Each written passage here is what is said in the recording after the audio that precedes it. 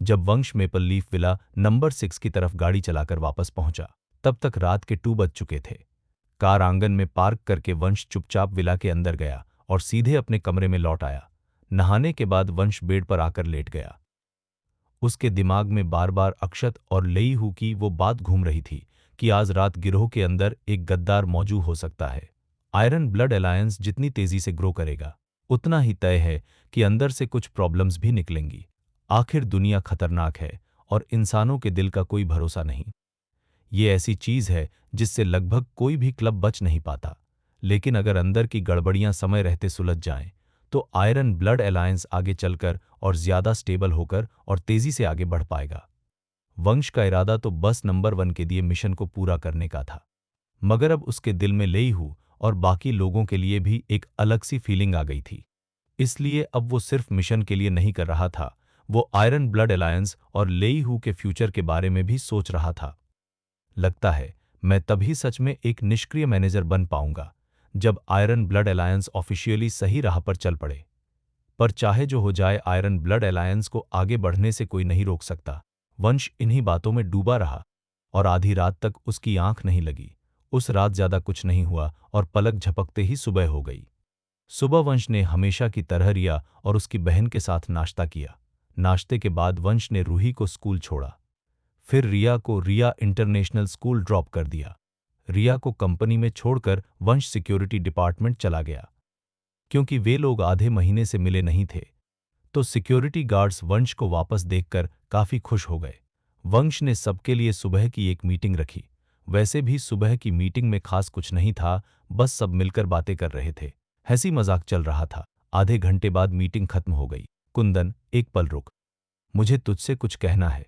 वंश ने कुंदन को रोका। भाई वंश, क्या हालचाल है? कुंदन ने उत्साह से पूछा। आज मेरे साथ चलो, कुछ काम साथ में निपटाना है, वंश ने कहा। ठीक है। वंश, ये सुनते ही कि वो वंश के साथ बाहर जाकर काम निपटा सकता है, कुंदन ने बिना सोचे सिर हिला दिया। कंपनी गेट पर खड़े रहकर पहरा देने से तो वंश के साथ बाहर जाना उसे कहीं ज्यादा इंटरेस्टिंग लग रहा था। थोड़ी देर बाद वंश कुंदन को नंबर 8 हवेली ले आया। यही आयरन ब्लड अलायंस का एनफोर्समेंट हॉल था। गेट के पास कार पार्क करके वंश और कुंदन साथ में उतरे और हवेली के अंदर चले गए। भाई वंश, भाई कुंदन, दरवाजे पर खड़े गुंडों ने दोनों को देखते ही स्वागत किया। भाई वंश, आप यहां कैसे? एक अधीनस्थ ने अदब से पूछा। क्या आकाश यहीं है? वंश ने पूछा। भाई आकाश ऊपर कुछ मामलों में लगे हैं, छोटे भाई ने जवाब दिया। फिर बोला, भाई वंश, एक पल रुकिए, मैं अभी जाकर भाई आकाश को बुलाता हूं। ठीक है, वंश ने सिर हिलाया। थोड़ी देर इंतजार के बाद आकाश तेज कदमों से नीचे आ गया। भाई वंश, आप आ गए, आकाश ने आदर से अभिवादन किया। वंश ने सिर हिलाकर कहा, आकाश, मैं आज उस आयुष से बात करने आया हूं, मुझे उससे मिलवा दे। ठीक है वंश, इधर आइए, आकाश ने जवाब दिया और वंश कुंदन को हवेली के पीछे की तरफ ले गया। हवेली के पीछे एक 6 मंजिला बिल्डिंग नुमा विला था और वहीं आयुष को बंद रखा गया था। फिर आकाश दोनों को लेकर तीसरी मंजिल पर पहुंचा और एक दरवाजे के सामने रुक गया। भाई वंश, आयुष इसी कमरे में बंद है, आकाश ने कहा। ठीक है, दरवाजा खोल, मैं अंदर जाकर आयुष से बात करता हूं। ठीक है वंश, आकाश ने जवाब दिया और चाबी लगाकर दरवाजा खोलने लगा। वैसे आकाश, थोड़ी देर बाद एर्गोटो की एक बोतल भी ले आना, मैं आयुष के साथ थोड़ी ड्रिंक लेना चाहता हूं, वंश ने हल्के से कहा। कोई बात नहीं, आकाश मुस्कुराया, फिर दरवाजा खोल दिया। इसके बाद वंश ने कुंदन से कहा कि वो बाहर दरवाजे पर ही रुके और खुद कमरे के अंदर चला गया। कमरा साफ सुथरा था और जरूरी फर्नीचर भी मौजूद था। इस वक्त आयुष बेड पर बेसुध सा लेटा था। आवाज सुनते ही वो झटके से उठकर बैठ गया। भाई वंश, वंश को देखते ही आयुष एक पल को सन्न रह गया। फिर उसके चेहरे पर खुशी और जोश फूट पड़ा। पहली खुशी के बाद उसकी आंखें लाल हो गईं और वो दौड़कर वंश को गले लगाने आ गया। वाह वंश, तू आखिरकार वापस आ गया। अगर तू वापस नहीं आता तो मैं सच में बर्बाद हो जाता। अरे बस बस, तू तो बड़ा आदमी है, फिर भी रो क्यों रहा है? वंश ने हंसते हुए थोड़ा झुंझलाकर सिर हिला दिया, फिर एक कुर्सी खींचकर बैठ गया। भाई वंश, आपको अंदाजा नहीं है, पिछले कुछ दिनों से मैं यहां कितना घुट रहा था। घर से एक कदम बाहर नहीं निकला, सच में पागल हो रहा था, आयुष ने दुखी होकर कहा। वंश ने आयुष की तरफ एक सिगरेट उछाली, खुद भी सिगरेट जलाकर बोला, आयुष, मुझे पता है तूने बहुत झेला है, इसलिए आज मैं तुझसे बात करने आया हूं। भाई वंश, पहले मुझे यहां से बाहर निकालो। बाहर निकल गए तो किसी भी बात पर बात कर लेंगे, आयुष ने दीन सी आवाज में कहा। वंश ने धुएं का कश छोड़ते हुए बोला, आयुष, तू बाहर जाना चाहता है तो जा सकता है। लेकिन उसने टोन सख्त की। तेरी बेगुनाही साबित करने के लिए पहले असली गद्दार को ढूंढना पड़ेगा, वरना अगर मैं तुझे ऐसे ही छोड़ दूं तो गिरोह के भाई जरूर सवाल करेंगे। आखिर इस वक्त मुख्य संदिग्ध तो तू ही है ना? भाई वंश, मैं मुख्य संदिग्ध हूं, पर मैंने ये सब किया ही नहीं। आयुष ने उदास चेहरे से सिगरेट के 2-3 गहरे कश लिए। आप जानते हैं मैं कैसा इंसान हूं। मैं अपने भाइयों को नुकसान कैसे पहुंचा सकता हूं, गिरोह से गद्दारी कैसे कर सकता हूं। भाई वंश ड्रिंक्स ले आया। उसी समय आकाश अंदर आया, हाथ में एरगोटो देसी शराब की तरह की एक बोतल थी। वंश ने बोतल ले ली और बोला, आकाश तू बाहर जा, मैं आयुष से बात कर लूं। ठीक है वंश। आकाश बिना ज्यादा कुछ कहे बाहर निकल गया। दरवाजा बंद होने के बाद वंश ने टेबल से 2 कप उठाए, 2 गिलास एरगोटो उंडेला और बोला, आयुष चल पीते पीते बात करते हैं, कोई जल्दी नहीं, चलो बहुत टाइम हो गया, एक ड्रिंक लेते हैं। वंश ने गिलास उठाया। ठीक है लेते हैं। आयुष ने भी गिलास उठाया, वंश के गिलास से टकराया और पूरा गिलास एक ही घूंट में खाली कर दिया। दिल भारी था और वो एक ही घूंट में सब निगल जाना चाहता था। वो वाकई वंश को दिल से अपना बड़ा भाई मानता था, इसीलिए आज उसकी कमजोरी भी बाहर आ गई थी। वंश मुस्कुराया, सिर हिलाया और अपना गिलास भी एक घूंट में पी गया। फिर उसने दोबारा भर लिया। अब ता आयुष, असल में हुआ क्या? तू संदिग्ध क्यों बन गया? वंश ने उसकी आंखों में देखते हुए पूछा। अगर तुझे बेगुनाही साबित करनी है, बाहर निकलना है तो सच बोल, मुझसे कुछ भी मत छिपा। ठीक है। आयुष ने वंश की निगाहों में देखते हुए जोर से सिर हिलाया। फिर उसने एक और घूंट लिया और धीरे धीरे पूरी बात बताने लगा। आयुष बोलता रहा और वंश उसकी आंखों और चेहरे के एक्सप्रेशंस पढ़ता रहा। उसके हिसाब से आयुष जो बता रहा था वो झूठ नहीं लग रहा था। करीब 10 मिनट बाद आयुष चुप हुआ। वंश ने गिलास उठाया, एक घूंट लिया, भौहें हल्की सी सिकोड़कर बोला, तो यशवंत ने सच में उस वक्त तुझसे कांटेक्ट किया था, है ना? जी हां भाई वंश, यशवंत टोटल 3 बार मुझसे मिलने आया। आयुष ने सिर हिलाया। हर बार वही बात, वो मुझे अपने लिए काम करने को फोर्स कर रहा था और फायदे गिना रहा था, लग्जरी कारें, बड़ा घर, पैसा और खूबसूरत औरतें। वंश ने हल्की मुस्कान के साथ पूछा, तो उस वक्त लालच आया था? आयुष एक पल झिझका, फिर सिर हिला दिया। हाँ, हे लालच के सामने किसी का भी मन डगमगा जाता है। वंश ने मुस्कुराकर फिर पूछा, तो फिर आखिर तूने हाँ क्यों नहीं की? आयुष ने शराब की गंध के साथ गहरी सांस छोड़ी और बोला, भाई वंश, उस वक्त मेरी सोच सीधी थी। अगर आप न होते वंश, तो मैं आज भी बस एक मामूली सिक्योरिटी गार्ड होता। मुझे आगे बढ़ने का चांस ही नहीं मिलता। मेरी माँ ने कहा था, इंसान के पास विवेक होना चाहिए और जिंदगी में एक सीमा भी। अपने मूल इरादे मत भूलो और पैसे फायदे के लिए कुछ भी मत कर बैठो। थोड़ा रुककर आयुष ने मुट्ठी भींची, अपनी छाती पर हाथ मारा, आंखें और लाल हो गईं और वो आगे बोल पड़ा, भाई वंश, आपने मेरे साथ जो भलाई की मैंने देखी है और याद रखी है। अगर मैं यशवंत के फायदे के लिए आपको धोखा दे दूं तो मैं इंसान रहूंगा क्या? मैं जानवर से भी बदतर हो जाऊंगा। इसलिए मैं खुद को बस यही समझाता रहा, मैं तुम्हें धोखा नहीं दे सकता। वंश, मैं आयरन ब्लड अलायंस को धोखा नहीं दे सकता। मैं अपने भाइयों को धोखा नहीं दे सकता। मेरे लिए वफादारी सबसे पहले है। आयुष के दिल से निकले शब्द सुनकर वंश सच में थोड़ा इमोशनल हो गया। अच्छा भाई है तू।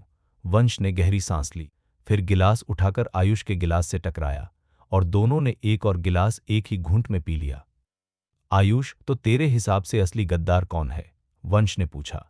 थोड़ी देर सोचकर आयुष ने आंखों में दृढ़ता लाकर कहा, भाई वंश, अभी मेरे दिमाग में 4 लोग संदिग्ध हैं। कौन से 4? ग्रीन फॉक्स हॉल का निखिल, पॉइजनस स्नेक हॉल का संजय, किलिन हॉल का आदित्य और हमारे फायरबाथ हॉल का कमल। आयुष का चेहरा गुस्से से लाल हो गया। भाई वंश, अभी मुझे बस इन्हीं 4 पर शक है, बाकी हैं या नहीं मुझे नहीं पता। वंश कुछ देर चुप रहा, दिमाग में कड़ियां जोड़ता रहा। फिर उसने आयुष की तरफ देखकर कहा, आयुष, मैं तुझसे एक आखिरी सवाल पूछूंगा।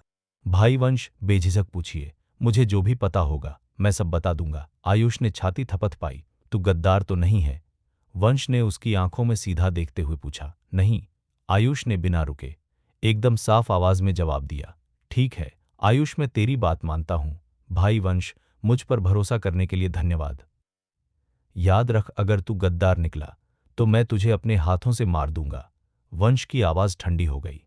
और अगर तू गद्दार नहीं है तो मैं किसी को भी तुझे नुकसान नहीं पहुंचाने दूंगा। ये बोलकर वंश खड़ा हो गया। चल, अब मैं निखिल और बाकी तीनों से मिलने जा रहा हूं। भाई वंश, अगर वो सच में गद्दार भी होंगे तो कबूल नहीं करेंगे, आयुष ने कहा। वंश हल्का मुस्कुराया मगर लहजा और ठंडा हो गया। अगर वो सच में गद्दार हैं तो मैं उनसे कबूल करवाने का तरीका निकाल ही लूंगा। ठीक है भाई वंश, मेरी बेगुनाही अब आपके हाथ में है। वंश की ताकत और उसके तरीकों को सोचकर आयुष को सच में राहत मिली। वंश ने उसके कंधे पर थपथपाया। टेंशन मत ले, मैं तेरी बेगुनाही साबित कर दूंगा। इसके बाद वंश और आयुष ने आखिरी घूंट लिया और कमरे से बाहर निकल आए। बाहर आते ही आकाश आगे बढ़कर बोला, भाई वंश, आपको क्या लगता है आयुष गद्दार है? नहीं, वंश ने सिर हिलाया। आकाश ने भी सिर हिलाया। हाँ, मुझे भी लगता है ये आदमी निर्दोष है, लेकिन असली गद्दार कौन है? वंश ने जवाब दिया, अभी 4 संदिग्ध हैं, निखिल, संजय, आदित्य और कमल। अरे! आकाश एक पल को हक्का बक्का रह गया।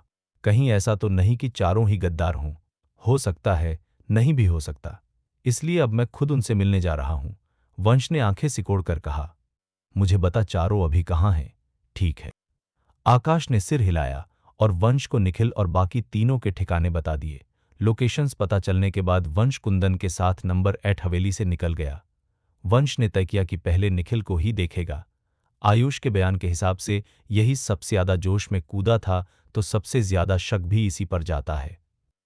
करीब 20 मिनट गाड़ी चलाने के बाद वे एनकाउंटर बार पहुंच गए। गेट के पास कार पार्क करके वंश और कुंदन साथ में बार की तरफ बढ़े। तुम लोग कौन हो? ये जगह दिन में खुलती नहीं। दरवाजे पर पीले रंग से बाल रंगे एक गुंडे ने घमंड में बात की। तू आयरन ब्लड अलायंस में नया है ना? वंश ने पूछा, क्योंकि उसने इन लोगों को पहले कभी नहीं देखा था। चेहरे अनजान थे। तुम कौन हो? इससे तुम्हें क्या? नया हूं या पुराना? अगर कोई काम नहीं है तो निकलो यहां से। ये जगह तुम्हारे लिए नहीं है। उसने वंश और कुंदन को ऊपर से नीचे तक देखा और झल्लाकर भगाने लगा। अरे कमीने, तुझे पता भी है हम कौन हैं? कुंदन भड़क गया। अपने ही अधीनस्थ की ये बदतमीजी देखकर उसका खून खौल उठा। फूं! उसने हाथ बढ़ाकर उस गुंडे का कॉलर पकड़ा और उसे हवा में उठा लिया। तुम मुझे छोड़ दो। मैं आयरन ब्लड अलायंस का मेंबर हूं। अगर तुमने मुझ पर हाथ उठाया तो यकीन मानो, मैं पलक झपकते ही अपने आदमी बुलाकर तुम्हें मरवा दूंगा। पीले बालों वाला डर के मारे कांपने लगा और चीख पड़ा। ये शोर किस बात का है? क्या हुआ? उसी वक्त छोटे बालों वाला एक दूसरा गुंडा अंदर से बाहर निकला। कुंदन ने पीले बालों वाले को छोड़ दिया। भाई हर्ष, ये दोनों यहां हंगामा करने आए हैं। पीले बालों वाले ने हर्ष को देखते ही जैसे तैसे सांस संभाली और फौरन उसके पास भागा। उपद्रवी! छोटे बालों वाला आदमी गरजा। हमारे आयरन ब्लड अलायंस के इलाके में उपद्रव मचाने की हिम्मत किसकी है? बोलते बोलते उसकी नजर वंश और कुंदन पर पड़ी। अगले ही पल उसके चेहरे के रंग उड़ गए और दिल धक धक करने लगा। ये तो तू एकदम बेवकूफ है। छोटे बालों वाले ने उसी पीले बालों वाले के मुंह पर जोरदार थप्पड़ जड़ दिया और चिल्लाया, अपनी कुत्ते जैसी आंखें खोलकर ठीक से देख, ये हमारे आयरन ब्लड अलायंस के भाई वंश और भाई कुंदन हैं। क्या? पीले बालों वाला पूरा सुन्न पड़ गया। आयरन ब्लड अलायंस में आने से पहले ही उसने वंश और कुंदन की धाक के किस्से सुन रखे थे। एक तरफ असली लीडर, दूसरी तरफ महासैनिक टाइप। उसके लिए तो ये दोनों भगवान जैसे थे। भाई वंश, भाई कुंदन, मुझे माफ कर दीजिए। मैं सच में सॉरी हूं। मैं अंधा था, आपकी महानता नहीं पहचान पाया। आप दोनों उदार होकर मुझे क्षमा कर दीजिए। अब उसके अंदर घमंड की रत्ती भर हिम्मत नहीं बची थी। वो कांपते हुए सिर झुकाकर माफी मांगने लगा। भाई वंश, भाई कुंदन, ये लड़का बस कुछ दिन पहले ही आया है, नियम नहीं जानता। उम्मीद है आप दोनों बुरा नहीं मानेंगे, छोटे बालों वाले ने हल्का झुककर कहा। वंश ने बस हल्की सी हूं कि पीले बालों वाले को भाव दिए बिना उसने छोटे बालों वाले की तरफ देखा और बोला, मैं आज निखिल से काम से मिलने आया हूं। वो कहाँ है? भाई वंश, भाई निखिल ऊपर हैं, मैं आपको ऊपर ले चलता हूं, छोटे बालों वाले ने सम्मान से कहा और आगे आगे चल पड़ा। वंश और कुंदन उसके पीछे अंदर चले गए। दिन का टाइम था, इसलिए बार लगभग खाली था। बस कुछ वेटर सफाई में लगे थे और गुंडे भी बहुत ज्यादा नहीं थे, कोई 20 के आसपास। वैसे ये नॉर्मल ही था। आज आयरन ब्लड अलायंस मुंबई की सबसे बड़ी ताकत थी। यहां गड़बड़ी करने वाला खुद मुसीबत को न्योता देता। वे लिफ्ट से चौथी मंजिल पर पहुंचे। छोटे बालों वाला आदमी वंश और कुंदन को एक दरवाजे तक ले गया और दरवाज़ा खटखटाया। अंदर से निखिल की आवाज़ आई, कौन है? भाई निखिल, मैं हर्ष। हर्ष, क्या बात है? भाई निखिल, भाई वंश और भाई कुंदन आए हैं। ये सुनते ही दरवाज़ा झट से अंदर से खुल गया। नमस्कार वंश, नमस्कार कुंदन। चेहरे पर निशान लिए थोड़ा भारी शरीर वाला आदमी चौड़ी मुस्कान के साथ सामने आ खड़ा हुआ। तुम निखिल हो? वंश ने उसे देखते हुए पूछा। जी हाँ भाई वंश, मैं निखिल हूँ। निखिल ने आदर से जवाब दिया और वंश कुंदन को अंदर बुलाया। कमरे में घुसते ही उसने दोनों के लिए चाय डाली। फिर एक तरफ खड़े होकर थोड़ा घबराकर बोला, भाई वंश, आज आपको मुझसे कुछ काम है क्या? हे कुछ खास नहीं, बस थोड़ी बातचीत करने आया हूँ। वंश ने मुस्कुराकर कहा। निखिल, घबराओ मत, बैठो, बात करते हैं। जी हाँ भाई वंश। निखिल ने सिर हिलाया और वंश के सामने बैठ गया। वंश ने सिगरेट निकाली। निखिल झट से लाइटर निकालकर वंश की सिगरेट जलाने आगे बढ़ा। वंश ने कश लिया, निखिल की तरफ देखा और बोला, निखिल, तू आयुष वाले केस के बारे में जानता है ना? ये सुनकर निखिल की भौहें तन गईं। भाई वंश, पता है। आयुष को यशवंत ने अपने साथ मिला लिया था। उसने गिरोह से गद्दारी की और अपने भाइयों को मरवाया। गिरोह के लगभग सब भाई जानते हैं। अच्छा। वंश ने निखिल को गौर से देखा, हल्की मुस्कान के साथ बोला, निखिल, तुझे लगता है आयुष गद्दार है? निखिल ने बिना रुके सिर हिला दिया। भाई वंश, मुझे तो यही लगता है। सबूत साफ हैं, वो चाहकर भी इनकार नहीं कर सकता। वंश ने धीरे से धुआं छोड़ा। मैं अभी अभी आयुष से मिलकर आया हूं, मगर उसने जो कहा वो तेरी बात से अलग है। उसने कहा असल में यशवंत के साथ मिलीभगत तूने की है, गिरोह को धोखा तूने दिया और भाइयों की हत्या भी तूने करवाई। ये सुनते ही निखिल ने अनजाने में घबराकर थूक निगल लिया। उसके चेहरे के भाव एकदम बदल गए। निखिल की ये झलक वंश की नज़र से बची नहीं। वंश ने मन ही मन ठंडा सा हंसते हुए सोचा, हे ये लड़का कुछ तो गड़बड़ है। लेकिन निखिल ने जल्दी ही खुद को संभाल लिया। उसने वंश की तरफ देखा, दुख और गुस्से का नाटक करते हुए बोला, भाई वंश, आयुष की बकवास में मत आइए। मैं निखिल आयरन ब्लड अलायंस के प्रति पूरी तरह वफादार हूं। मैं यशवंत के साथ मिलकर संगठन को धोखा देकर अपने भाइयों की हत्या क्यों करूंगा? मुझे लगता है ललित मान को पक्का पता है कि वो बचने वाला नहीं, इसलिए मरने से पहले वो मुझे भी साथ घसीटने की कोशिश कर रहा है। भाई वंश, उसका मकसद हमारे आयरन ब्लड अलायंस को तोड़ना है। आप उसके झांसे में मत आइए। निखिल का सीरियस चेहरा देखकर वंश के अंदर हंसी दब गई। काश ये लड़का एक्टर होता। वंश ने उसे लगातार देखते हुए हल्की मुस्कान के साथ कहा, निखिल, जब तू खुद बोल रहा है कि तू निर्दोष है तो एक छोटा सा एक्सपेरिमेंट कर लेते हैं। एक्सपेरिमेंट? निखिल चौंका। किस तरह का? इसको झूठ पकड़ने वाला यंत्र वाला एक्सपेरिमेंट समझ ले। ये कहते कहते वंश ने अपनी जेब से बियान पत्थर की एक सुई निकाली और शांत आवाज में बोला, जब आदमी झूठ बोलता है तो उसकी नाड़ी, हार्ट बीट, ब्लड फ्लो, सांस सब बढ़ जाता है। मैं अभी ये सुई तेरे शरीर के एक खास एक्यू पॉइंट में लगाऊंगा, फिर तुझसे कुछ सवाल करूंगा। अगर तू झूठ बोलेगा तो शरीर में झुनझुनी होगी, वरना नहीं तो करना है। ये सुनते ही निखिल का शरीर अनजाने में कौंप गया। उसकी आंखों में एक झलक चमकी, फिर वो हंसकर बोला, वंश, टेस्ट वेस्ट छोड़िए। आपको मुझ पर भरोसा करना चाहिए। मैं सच में निर्दोष हूं। जब खुद को निर्दोष बता रहा है तो टेस्ट देने से डर क्यों रहा है? वंश मुस्कुराया, कहीं अंदर से गिल्टी तो नहीं? ये सुनते ही निखिल उछल पड़ा, जैसे किसी ने पूंछ दबा दी हो। नहीं भाई वंश, मैं दोषी नहीं हूं। किस बात का दोषी? मैं गद्दार नहीं हूं। तो फिर टेस्ट देने की हिम्मत क्यों नहीं? वंश ने दबाव रखा। निखिल ने दांत पीसकर इधर उधर नजर घुमाई। ठीक है भाई वंश, मैं टेस्ट दूंगा। मैं आपको साबित करूंगा कि मैं गिरोह और भाइयों के लिए पूरी तरह वफादार हूं। हे बस यही चाहिए था। वंश के होंठ हल्के से ऊपर उठे। उसने अचानक दाहिना हाथ उठाया और एक पल में काली सी चमक लपकी। फटाक, उम्फ, निखिल के मुंह से दबा हुआ कराह निकल गया। अगले ही क्षण काली चमकती बियान पत्थर की नुकीली सुई उसके बाएं कंधे में गहरी धंस चुकी थी। लेकिन निखिल ये देखकर अंदर ही अंदर खुश हो गया कि उसे कुछ खास फील नहीं हुआ, ना दर्द ना खुजली। मतलब ये झूठ पकड़ने वाला यंत्र बकवास ही है।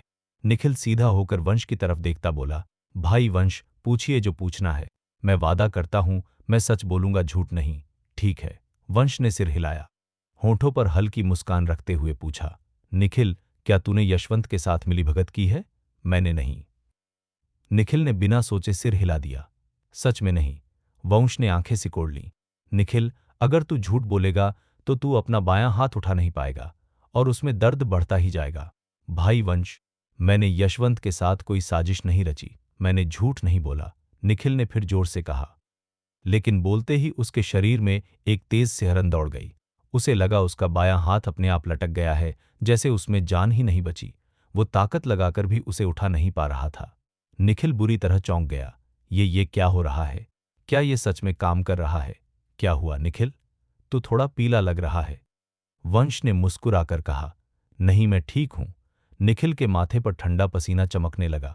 ठीक है, अगला सवाल, वंश ने शांत स्वर में आगे कहा। निखिल, क्या तूने उन भाइयों को मारा है जो पिछले कुछ दिनों में गिरोह में मरे हैं? नहीं, निखिल ने फिर सिर हिलाया। लेकिन बोलते ही उसकी बाईं बाह में तेज दर्द की लहर दौड़ गई, जैसे एक साथ सैकड़ों सुइयां चुभ रही हो। सच में नहीं मारा? वंश ने फिर पूछा। नहीं। जवाब पूरा होते ही बाएं हाथ में दर्द और बढ़ गया।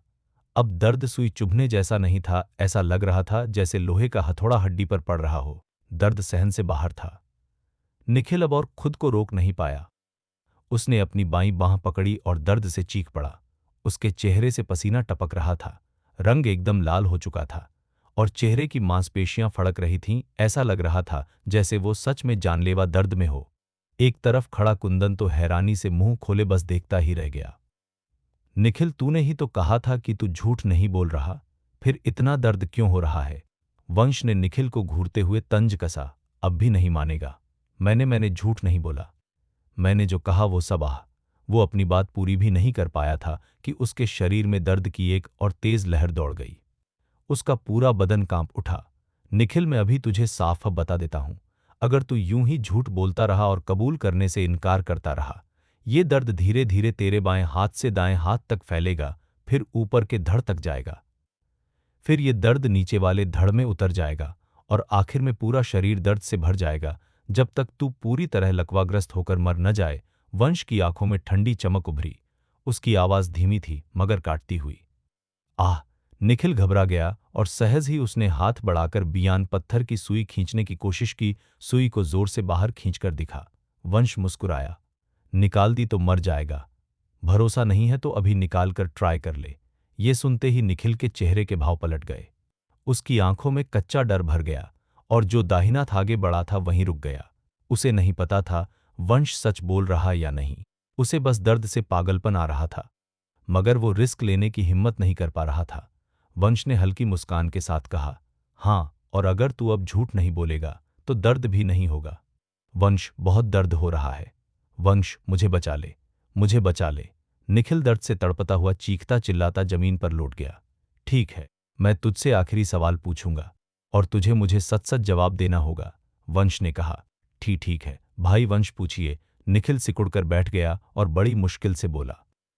वंश ने आंखें सिकोड़कर सख्त लहजे में पूछा, क्या तूने आयरन ब्लड अलायंस से गद्दारी की है? मैं नहीं, निखिल ने कौंपती आवाज में जवाब दिया। जैसे ही उसके मुंह से ये शब्द निकले, दर्द उसके पूरे शरीर में फैल गया। हर रोंगटा, हर मांसपेशी, यहां तक कि हर हड्डी भी जैसे चटचटक कर दुखने लगी। ये दर्द उसके लिए बर्दाश्त से बाहर था, चाकू से कटने से भी सैकड़ों गुना ज्यादा। उसका पूरा शरीर कांप रहा था, मुंह से बलगम निकल रहा था, आंखों से आंसू बह रहे थे। ये देखकर कुंदन की रीढ़ में भी सिहरन दौड़ गई। वंश के तरीके सच में बेरहम थे। वंश ने हल्की सी सांस भरी और बोला, जब तू अब भी सच नहीं बोलेगा तो मैं तुझे बचा नहीं सकता। बस इंतजार कर और खुद ही भुगत। वैसे हॉस्पिटल जाने का सोच भी मत। ये सुई मैंने लगाई है, मेरे अलावा कोई तुझे नहीं बचा सकता। इतना कहकर वंश ने हाथ हिलाया। कुंदन, चल। हाँ। कुंदन सिर हिलाकर वंश के पीछे पीछे बाहर की तरफ बढ़ गया। ये देखते ही निखिल घबरा गया, क्योंकि वंश सच में जा रहा था। भाई वंश, मैं मरना नहीं चाहता। भाई वंश, मुझे बचा लो, मुझे बचा लो। निखिल पीछे से बेबस होकर गिड़गिड़ाया, लेकिन वंश ने ऐसे किया जैसे उसने सुना ही नहीं और चलता रहा। निखिल और भी बुरी तरह टूट गया। भाई वंश, मैं मरना नहीं चाहता। मैं कबूल करता हूं, मैं सब कबूल करता हूं, निखिल ने चीख कर कहा। यह सुनकर वंश वहीं रुक गया। वो पलटा और बिना भाव बदले निखिल को देखा। बता, एक शब्द पर पूरा दब्बा। निखिल कांपते हुए बोला, भाई वंश, यशवंत के साथ साजिश मैंने रची थी, अपने ही भाई की हत्या भी मैंने करवाई, आयुष को फंसाया भी मैंने, ये सब मैंने ही किया था। वंश की आंखें बर्फ जैसी ठंडी हो गईं। तेरे अलावा और कोई गद्दार है? निखिल ने सिर हिलाया। और कौन कौन? वंश की आवाज सपाट थी। निखिल ने हकलाते हुए जोर से निगला। और संजय, आदित्य, कमल, मनोज। ये नाम सुनकर वंश के अंदर एक चुभन सी उठी, क्योंकि उनमें से कुछ ऐसे लोग थे जो शुरू से उसके साथ थे, भाई जैसे। पर उम्मीद नहीं थी कि ये लोग एक दिन पीठ में छुरा घोंपने का फैसला कर लेंगे। इंसानी फितरत यही तो है। निखिल जल्दी जल्दी बोलता गया। उसने जिन लोगों का नाम लिया उनमें आयुष वाले 4 नामों के अलावा 4 और ऊंचे पद के लोग भी थे, यानी टोटल 8 गद्दार। यशवंत सच में साजिशों का उस्ताद निकला। बिना शोर किए उसने 4 डिप्टी और 4 सीनियर लीडर्स को अपने पाले में कर लिया। वंश ने गहरी सांस ली और पूछा, निखिल, और कुछ? नहीं, बस इतना ही। निखिल ने सिर हिलाया। उसका चेहरा पीला पड़ चुका था। ठीक है, अब मैं सुई निकाल लेता हूं। वंश ने सिर हिलाया, आगे बढ़ा और निखिल के बाएं कंधे से बियान पत्थर की सुई निकाल ली। सुई निकलते ही निखिल के शरीर का सारा दर्द गायब हो गया। उसका चेहरा पसीने में भीगा था और वो पूरी तरह टूट सा गया था। हालांकि दर्द से राहत मिल गई थी, कम से कम अब उसे मरना नहीं पड़ेगा। लेकिन अगर वो गद्दार बनकर लोगों को मरवाता रहा तो उसकी मौत तो तय ही थी, क्योंकि उसने जो काम किए थे उनमें से कुछ मार्शल आर्ट की दुनिया में वर्जित माने जाते हैं। वो धीरे धीरे जमीन से उठा, वंश को घूर कर बोला, भाई वंश, जो कहना था मैंने कह दिया। क्या आप मुझे जाने देंगे? वंश ने निखिल की तरफ देखकर हल्की मुस्कान दी और उल्टा पूछ लिया, तुझे क्या लगता है, मतलब बातचीत की कोई गुंजाइश नहीं? निखिल की आंखों में क्रूर चमक तैर गई। इसमें बातचीत जैसा कुछ है ही नहीं। वंश ने सिर हिलाकर कहा, तुझे आयरन ब्लड अलायंस के नियम भी पता हैं और पाताल लोक के नियम भी। तूने दूसरों के साथ साजिश रची, आयरन ब्लड अलायंस से गद्दारी की, अपने ही भाइयों को नुकसान पहुंचाया और उन्हें फंसाया भी। इनमें से एक एक बात तुझे मौत की सजा दिलाने के लिए काफी है। भाई वंश, जब आप मेरी जान बख्शने को तैयार नहीं हैं तो सॉरी। ये कहते ही निखिल ने वॉकी टॉकी निकाला और चिल्लाया, सब लोग अंदर आ जाओ। पल भर में काले कपड़ों में युवकों का बड़ा झुंड हाथों में माचेटी लिए कमरे में घुस आया। भाई निखिल, एक साथ गूंजती चीखें कमरा हिला देने वाली थीं। जो लोग अंदर आए उनमें कुछ चेहरे परिचित थे, बाकी सब अनजान लगता था। ये सब आयरन ब्लड अलायंस के नए मेंबर हैं। निखिल, तू सच में ये करना चाहता है? वंश ने उसे देखा और शांत आवाज में पूछा। बिल्कुल। जब तूने मुझे बचने का रास्ता नहीं दिया तो मैं सबसे पहले तुझे ही खत्म करूंगा। निखिल ने शैतानी मुस्कान के साथ कमरे में मौजूद वंश और कुंदन की तरफ इशारा किया और दहाड़ा, भाइयों, इन दोनों को काट डालो। अंदर आए गुंडे एक पल को सन्न रह गए, किसी के पैर नहीं हिले। भाई निखिल, ये तो भाई वंश और भाई कुंदन है, ये करना थोड़ा गलत नहीं होगा, एक परिचित सा गुर्गा बोला। निखिल ने ताना मारा, सच मैं ही बता देता हूं, हमारी गद्दारी पकड़ी जा चुकी है। जीना है तो इन दोनों को मार दो। हाँ। 20 से ज्यादा गुंडे चिल्लाते हुए वंश और कुंदन पर टूट पड़े। गर्रर। कुंदन दहाड़ा, सामने रखी कॉफी टेबल उठाई और सीधे हमलावरों पर दे मारी। ठोस लकड़ी की टेबल और उसकी ताकत, एक ही वार में हड्डियां नसें टूटनी तय थी। उसकी मार खौफनाक थी। धड़ाम धड़ाम धड़ाम धड़ाम। आगे वाले कई लोग टेबल के नीचे दबकर गिर पड़े। चारों तरफ चीख पुकार मच गई, मारो। पीछे वाले और भड़क गए और भी उग्र होकर टूट पड़े। एक झुंड कुंदन को बायपास करके सीधे वंश की तरफ भागा। उन्हें अंदाजा भी नहीं था कि इससे कहीं ज्यादा भयानक अंजाम उनका इंतजार कर रहा है। वंश ने एक कुर्सी उठाई और सामने से दौड़ते एक गुंडे के मुंह पर दे पटकी। धड़ाम। वार लगते ही वो चीखता हुआ हवा में उछला और दूर जा गिरा। हे, कुर्सी तो ठीक ठाक मजबूत है। वंश ने एक नज़र कुर्सी पर डाली और फिर धड़ाम धड़ाम करके उसके सामने वाले लोग गिरते चले गए। उसके पास पहुंच ही नहीं पाए। कुछ ने उस पर झपटने की कोशिश की, मगर वंश ने मौका नहीं दिया। वो घूमा और कुछ ही थप्पड़ों में कई लोगों को बेहोश कर दिया। अभी मुश्किल से 1 मिनट बीता था। अंदर घुस आए करीब 20 गुंडों को वंश और कुंदन ने मिलकर जमीन पर चित कर दिया था। निखिल ने अपने गिरे हुए अधीनस्थों को देखा। उसका चेहरा सदमे में जम गया। ये कैसे हो सकता है? ये सब उसके चुने हुए, ट्रेन किए हुए लोग थे। वो ये नहीं कहेगा कि ये एक आदमी टेन पर भारी हैं, मगर 3-4 से तो निपट सकते हैं।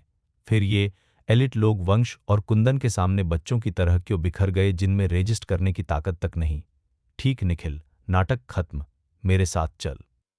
वंश ने निखिल को देखा और उसकी तरफ बढ़ गया। मत। अचानक निखिल ने पिस्तौल निकाली और वंश के सिर पर तान दी। नीचे रख। कुंदन फट पड़ा। उसकी बड़ी आंखों में क्रूरता उतर आई। तू हरामखोर, मुझ पर चिल्लाया तो अभी गोली मार दूंगा। निखिल दहाड़ा और बंदूक घुमाकर कुंदन पर तान दी। मगर कुंदन की आंखों में डर की परछाई तक नहीं थी। उसे इससे कोई फर्क ही नहीं पड़ता था। वंश ने कुंदन की तरफ हल्का सा सिर हिलाया। कुंदन चुप हो गया, लेकिन उसकी नजर निखिल पर जमी रही, जैसे बस एक इशारा मिले और वो टूट पड़े। कुंदन को शांत होता देख निखिल के अंदर खुशी उछल गई। वो फिर वंश पर बंदूक तानकर गरजा, चल गोली चला के दिखा। खुद को बहुत बहादुर समझता है। मेरी बात मान, मैं तेरा सिर उड़ा दूंगा। मैंने शुरू में तुझे मारने का प्लान नहीं बनाया था। वंश की आवाज ठंडी हो गई। लेकिन मुझे सच में चिढ़ होती है जब कोई मेरे ऊपर बंदूक तानता है। इसलिए मैंने इरादा बदल लिया है। वो अपनी बात पूरी कर पाता उससे पहले वंश ने कुर्सी उठाई और निखिल की तरफ फेंक दी। निखिल को रिएक्ट करने का मौका ही नहीं मिला। कुर्सी धड़ाम से लगी। वो जमीन पर गिरा और उसकी पिस्तौल भी हाथ से छूटकर फर्श पर जा गिरी। निखिल के बंदूक तक पहुंचने से पहले ही वंश झपट का आगे आया और पिस्तौल उठा ली। अगले ही पल वंश ने पिस्तौल उठाकर निखिल पर तान दी। निखिल घबरा गया, हाथ ऊपर कर दिए। भाई वंश, मुझे छोड़ दो। मैं गलत था। मैं फिर कभी नहीं करूंगा। छपाक। वंश ने उसके चेहरे पर जोरदार थप्पड़ मारा और ठंडे स्वर में बोला, अभी तो बड़ा आकड़ रहा था। मेरा सिर उड़ाना चाहता था। मैं उंगली हिलाऊं और तेरा सिर उड़ जाए। हाँ, वंश, आप सही हो। निखिल लगातार सिर हिलाता रहा। उसके चेहरे पर उंगलियों के निशान उभा आए। छपाक। वंश ने दूसरा थप्पड़ जड़ दिया। अभी तो बोल रहा था मुझे टुकड़े टुकड़े कर देगा। अब क्यों नहीं कर रहा? दूसरे थप्पड़ के बाद निखिल के होश उड़े पड़े थे। उसके मुंह से आवाज ही नहीं निकली। ऊपर से उसका चेहरा फूलकर सूअर के सिर जैसा हो गया था। छपाक। वंश ने तीसरा थप्पड़ मारा और झुंझलाकर बोला, आयरन ब्लड अलायंस ने तेरा क्या बिगाड़ा था? तुझे गद्दार बनने की जरूरत ही थी। धड़ाम। निखिल घुटनों पर गिर गया। रोते हुए गिड़गिड़ाया, भाई वंश, मैं गलत था, मैं सच में गलत था।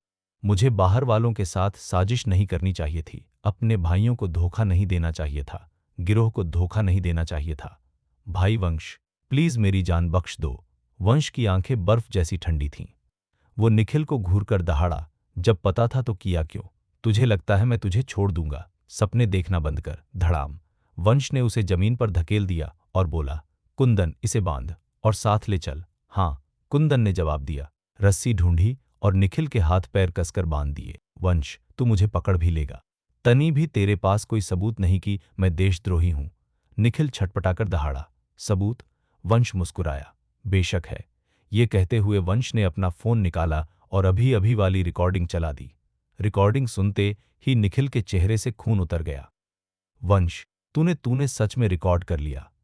निखिल की आंखें खून सी लाल हो गईं और वो कर्कश आवाज में गरजने लगा, उसी को चिल्लाना कहते हैं।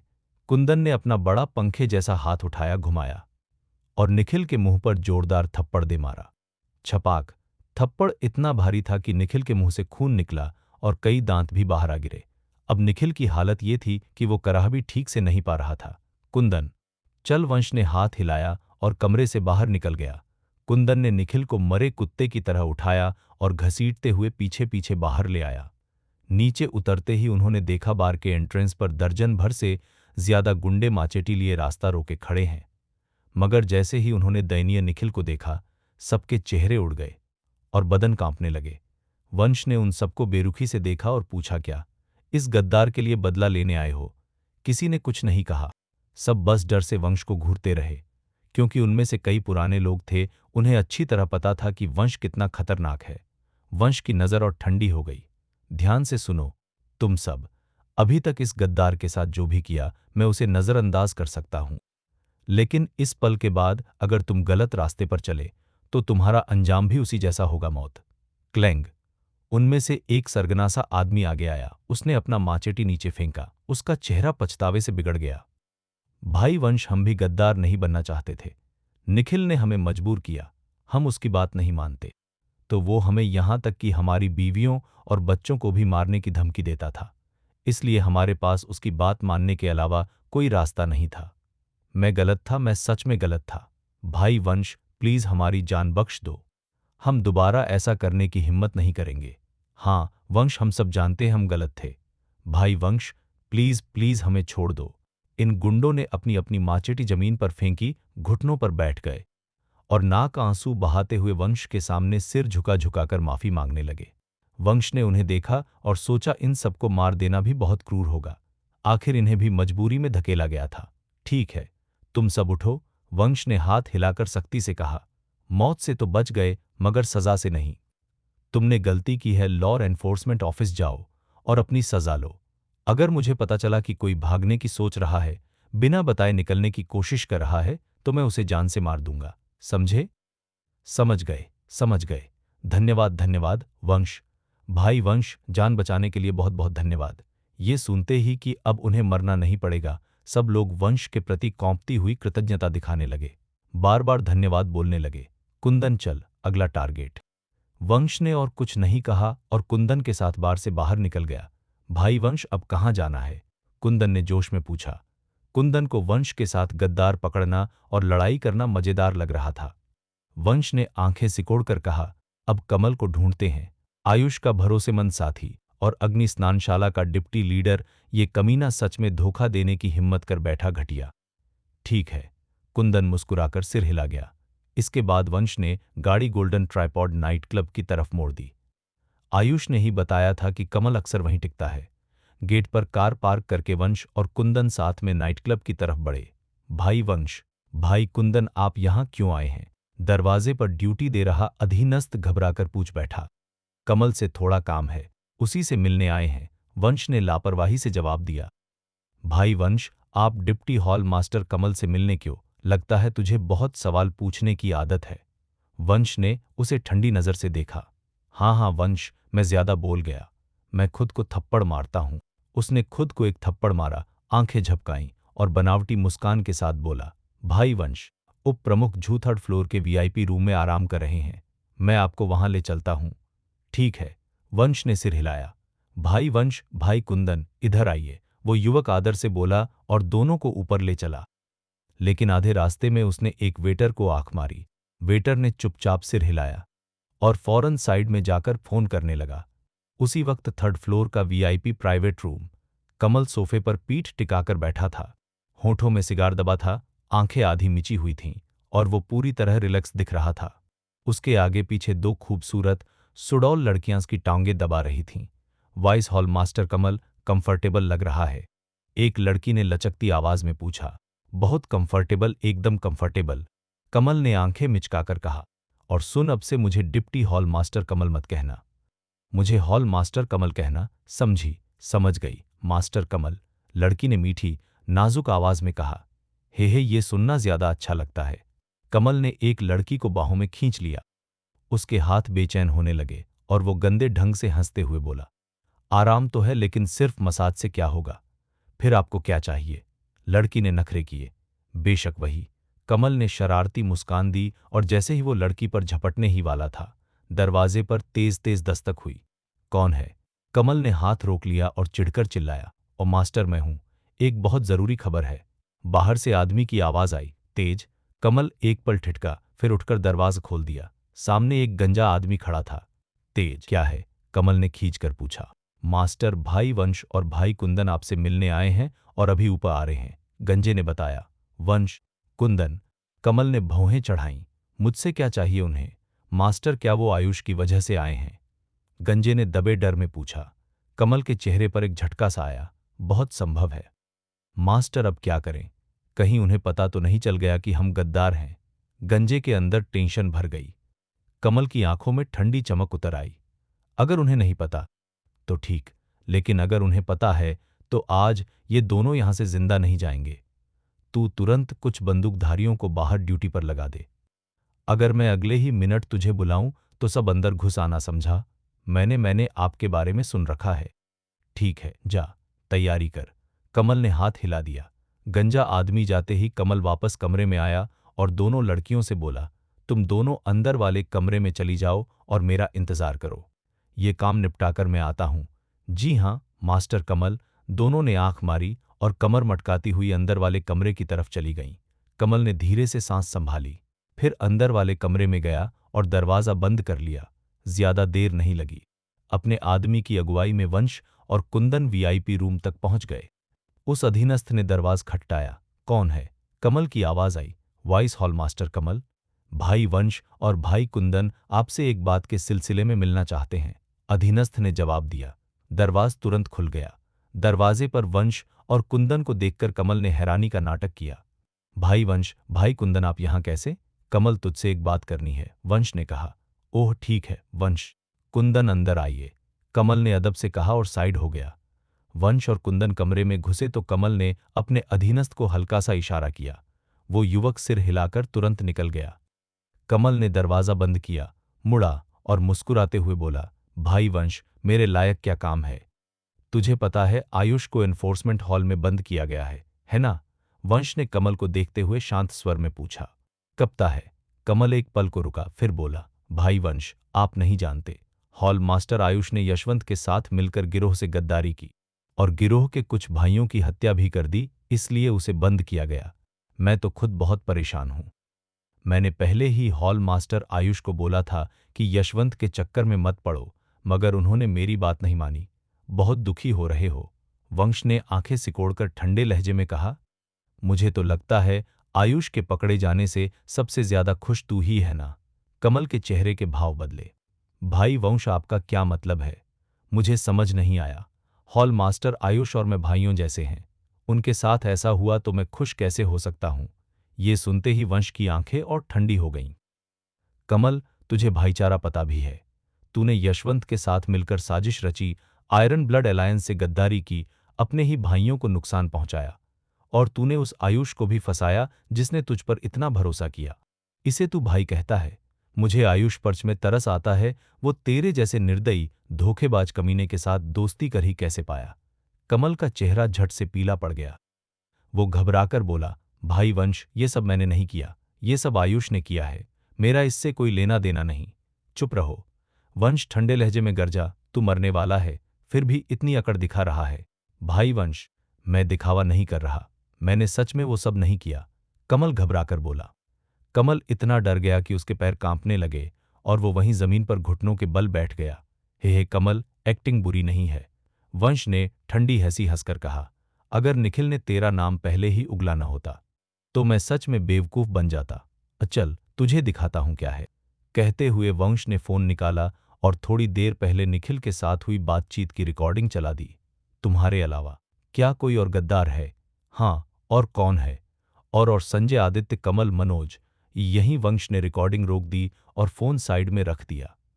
रिकॉर्डिंग सुनते ही कमल का चेहरा पूरी तरह उतर गया। अब जब पर्दा उठ चुका था तो वो और नाटक नहीं करना चाहता था।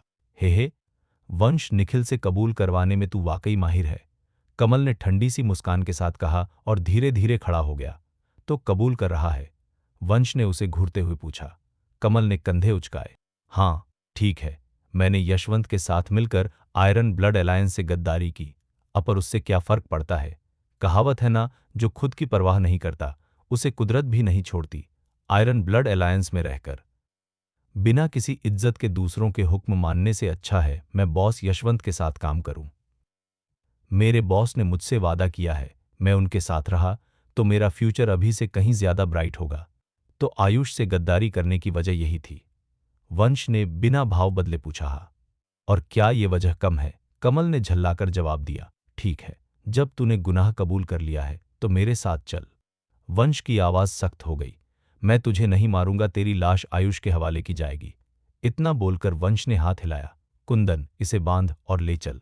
जी हाँ भाई वंश। कुंदन सिर हिलाकर आगे बढ़ा ही था कि कमल फिर बोल उठा। वंश, लगता है अपनी पोजीशन गलत समझ रहे हो। ओह, वंश मुस्कुराया।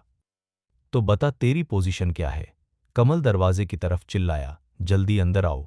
धड़ाम। वीआईपी रूम का दरवाजा तोड़कर खुला और टाइप 92 ऑटोमेटिक पिस्तौल लिए 1 दर्जन हट्टे कट्टे गुंडे अंदर घुस आए। घुसते ही सबने अपनी काली बंदूकों की नाल वंश और कुंदन पर तान दी। ये समझना मुश्किल नहीं था, ट्रिगर दबते ही वंश और कुंदन गोलियों से छलनी हो जाते। धिक्कार है, हथियार नीचे करो। कुंदन गुस्से से गरजा। तुम्हें पता भी है किस पर निशाना लगा रहे हो? ये हमारे भाई वंश हैं। लेकिन बंदूकधारियों के चेहरे पर कोई एक्सप्रेशन नहीं आया, जैसे उन्होंने सुना ही नहीं। कमल विजयी हंसी हंसा। कुंदन, टाइम वेस्ट मत कर, ये मेरे सबसे वफादार आदमी है, ये सिर्फ मेरी बात मानते हैं। फिर वो वंश की तरफ मुड़ा। वंश, मुझे पता है तू अच्छा फाइटर है, तेरे बिना आज आयरन ब्लड अलायंस होता ही नहीं, पर चाहे तू कितना भी बड़ा योद्धा हो, क्या तू बंदूक से लड़ सकता है? कहावत है, सबसे बढ़िया कुंग-फू मास्टर भी रसोई के चाकू से डरता है। यही रियलिटी है। तुझे लगता है तू बहुत स्मार्ट है। वंश हंसी रोक नहीं पाया। तुझे लगता है इन टूटी-फूटी बंदूकों से तू मुझे मार देगा? क्या मतलब? कमल के चेहरे पर बेचैनी उतर आई, क्योंकि वंश जरूरत से ज्यादा शांत था। आम आदमी होता तो एक दर्जन बंदूकें देखकर कांप जाता। अगर ये बंदूकें मुझे मार सकती, वंश ने हल्की मुस्कान के साथ कहा, और तो मैं सैकड़ों हजारों बार मर चुका होता। कमल, ये सब फालतू सामान हटवा दे, मेरे लिए बेकार है। मैं आज यहां किसी को पकड़ने आया था, मारने नहीं। अरे कमीने, देखेंगे तेरी बड़ी बड़ी बातें। कमल झट से साइड हट गया और चीखा, सब सुनो, गोली चलाओ, दोनों को उड़ा दो। धाएं धाएं धाएं धाएं। अगले ही पल कमरे में गोलियों की लंबी बौछार गूंज उठी। बंदूकों की नाल से आग की लपटें निकली। गोलियां फर्नीचर और सजावटी मिट्टी के बर्तनों को चकनाचूर करती चली गईं। कमल पागलों की तरह हंसने लगा। हा हा हा, हाँ ऐसे ही इनको दबोचो, दोनों को गोलियों से भून दो।